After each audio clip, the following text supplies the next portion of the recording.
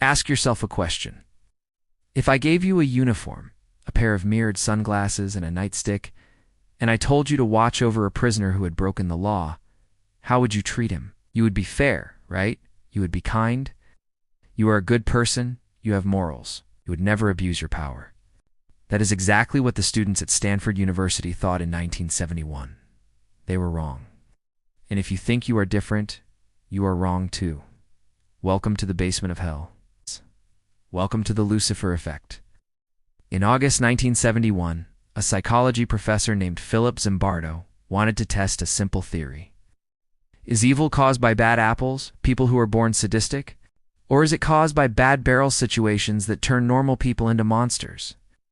He placed an ad in the newspaper asking for male college students for a study on prison life.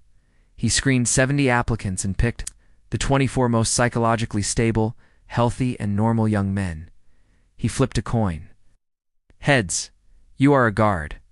Tails, you are a prisoner. On a Sunday morning, real police officers who agreed to help arrested the prisoners at their actual homes.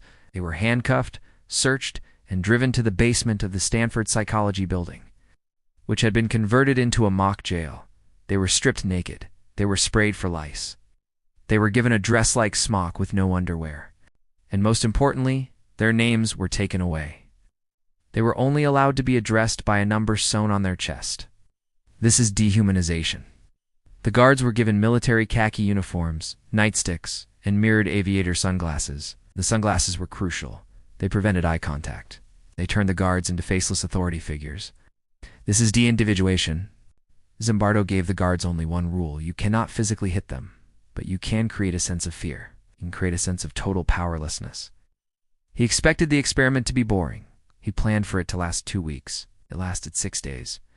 Within the first 24 hours, the good students disappeared. The guards began to treat the prisoners like animals. They woke them up at 2 a.m. for counts, forcing them to do push-ups while stepping on their backs. They took away their mattresses, forcing them to sleep on concrete.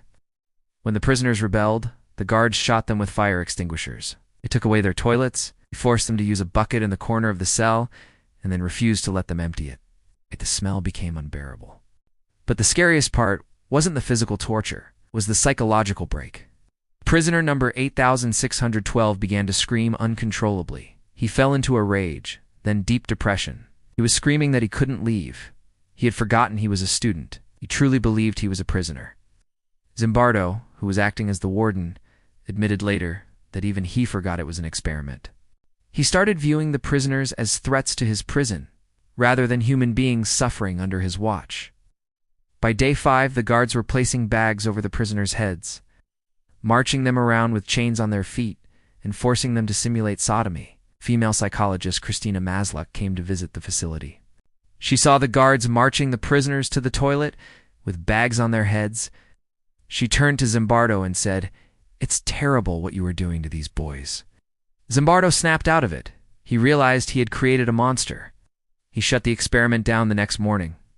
The conclusion of the Stanford prison experiment is one of the most disturbing facts in psychology. The line between good and evil is not fixed. It is permeable. You are not a good person. You are just a person who has never been in a situation that rewarded you for being evil. When you give a human being absolute power and take away their identity, the sunglasses, and their victim-esque identity, the numbers. Sadism is not an anomaly.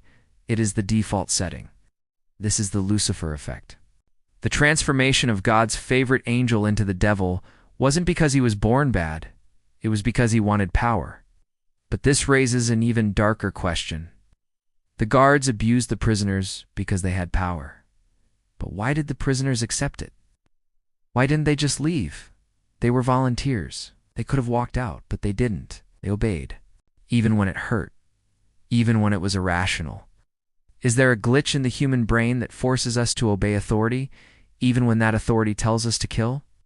10 years before Stanford, another psychologist named Stanley Milgram tried to answer that. He didn't use a prison. He used a machine that delivered electric shocks. And he proved that you would kill your neighbor if a man in a white coat told you to. If you want to know how far you would go just to follow orders, you need to watch the next video. You're turning on the voltage. Click it. The experiment requires that you continue.